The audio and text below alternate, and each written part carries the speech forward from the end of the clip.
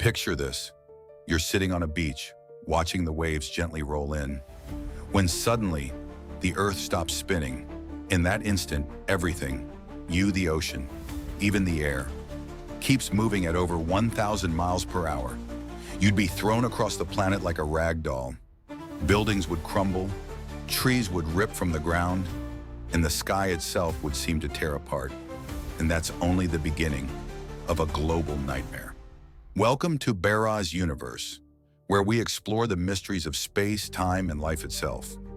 When Earth suddenly stops, the ground beneath you freezes in place, but everything on it keeps flying eastward at breakneck speed.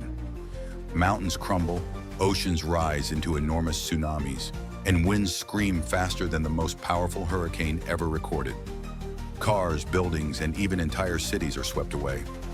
If you somehow survive those first terrifying moments, the next few minutes would feel like the end of the world itself. Even though the planet has stopped spinning, the air around it doesn't. The atmosphere keeps moving, creating global windstorms faster than 1,000 miles per hour near the equator.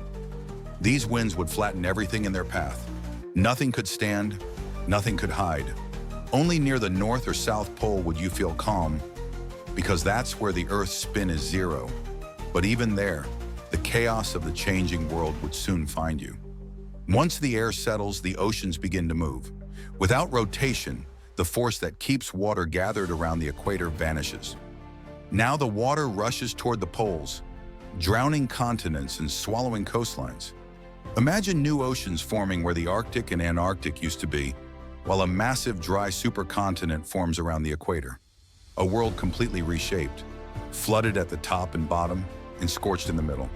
But the real horror begins with time itself. Even if Earth stops spinning, it still orbits the sun. That means one full rotation around the sun equals one day on Earth. In other words, 6 months of sunlight, followed by 6 months of total darkness. On the day side, the heat would rise above 100 degrees Celsius, boiling oceans and turning the land into a desert of fire.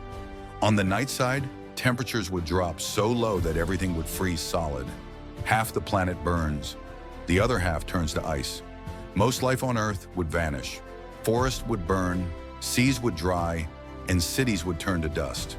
Only deep-sea creatures and tiny microbes might survive.